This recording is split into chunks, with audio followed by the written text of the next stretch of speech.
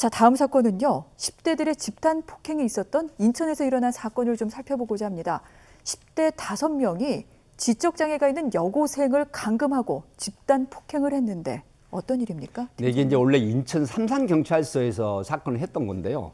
17세 고등학생이죠. 이 17세 여자 청소년 2명이 남녀 16세 남녀 청소년 5명과 함께 인천 부평구의 한 모텔에서 지적장애 상급입니다.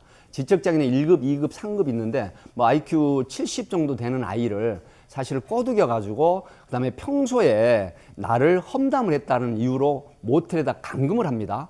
이렇게 되고 그 아이에 대해서 5만 가지의 악행을 저지릅니다. 결국 이걸 어떻게 발견했냐면 어머니가 아이에게 지적장애 상급이니까 항상 걱정이 많으시잖아요. 그래서 연락을 해봤는데 연락이 안 되니까 결국 애플리케이션이 뭐냐면 사람 찾기 위치 추적이 있습니다.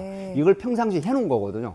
그래서 찾아갔는데 모텔에 갇혀 있는 상태로 발견이 됩니다. 근데 어떤 형태냐면 뭐 오물을 뒤집어 쓰는 정도가 아니라 얼굴을 굉장히 강력한 어떤 외력을 가해서 상처를 입히고 그다음에 아이가 정말 그 방송에서 모두 말씀 못 드리는 그런 형태의 가혹한 잔악한 행위를 당한 걸 발견하고 경찰에 신고를 해서 결국 3명은 불구속했지만 2명에 대해서는 영장이 이제 받아들여져서 인천지청으로 송치를 했어요. 그래서 인천지청에서는 또 추가로 원래 구속 기간이 10일인데 추가 연장을 해가지고 조사를 아주 디테일하게 해서 결국은 악행을 더 밝혀내가지고 구속 기소를 한 그런 사건이 보도가 된 것입니다. 네.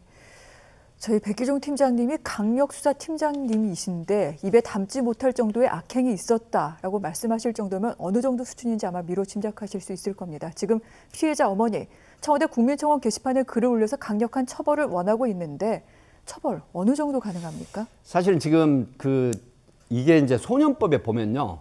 살인을 저지르고 뭐 연쇄살인을 설령 한다고 하더라도 최대 15년에서도 특강법에 한 5년 이상, 그러니까 20년형 이상을 선고를 못하게 돼 있습니다. 그리고 또 청소년들은 또 어떤 게 있냐면요. 19세 미만의 청소년들에게는 예를 들어서 보호관찰도 1년을 넘길 수가 없고요. 설령 그 무기형에 해당하는 범죄라도 5년만 징역을 살면 가석방 대상이 되는 또 뭐 10년형이라도 3년만 살면은 뭐 무기형이라고 하더라도 3년만 살면 또 가석방 대상이 되는 이런 특징이 있는데요. 사실 그래서 소년법이 폐지가 돼야 된다 이런 얘기가 있거든요. 지금 이 아이는 어떤 형태냐면 육체적 정신적 고통이 말도 못한다고 해요. 그러니까 밤에 잠을 못 자고 또 잠을 자게 되면 악몽을 꿈꾸는 형태. 그러니까 육체적 정신적인 이런 시련 어떤 후유증 계속 되는데 사실 소년법에 적용되는 부분은 우리가 인천에서도 일어났던 아이를 유인해서 자기 집에서 시신을 훼손하고 살해했던 사건도 결국은 우리가 보도를 통해서 아셨지만 이 소년법이 그래서 손질이 돼야 된다고 하는 부분인데 결국 이 아이나 어머니 가족 입장에서는 정말로 끔찍한 범죄 피해자거든요. 그럼에도 불구하고 장기는 10년 이상, 단기는 5년 이상을 넘지를 못합니다. 네. 그렇다고 하면 이 범죄는 이 정한형의 2분의 1까지 가중한다고 하더라도 폭력행위 등 처벌에 관한 법률에 그렇다고 하면 5년 미만형을 선고가 돼서 결국은 2년이나 3년형 정도에 그치는 그런 정도로 분석이 됩니다. 아, 그렇군요.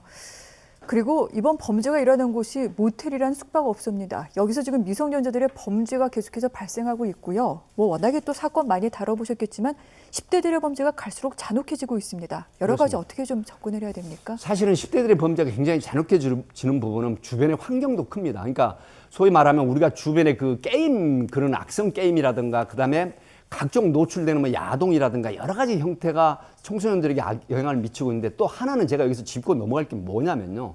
숙박업소에서 17세와 남녀 혼숙을 시키는 경우에는 청소년 보호법에 보면 어떻게 되냐면 징역 3년 이하 징역이 3천만 원 이하 벌금에 처해지게 돼 있습니다.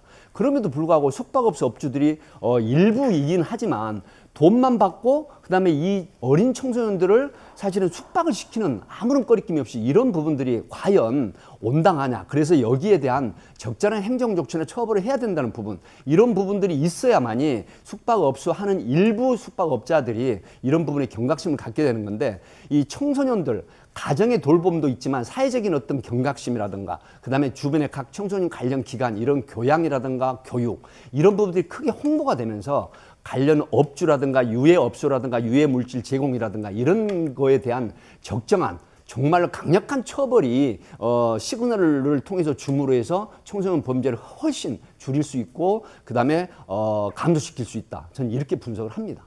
온 사회가 각자 분야에서 어떤 노력을 기울여야 되는지 이 부분을 그렇습니다. 지적해 주신 것 같습니다.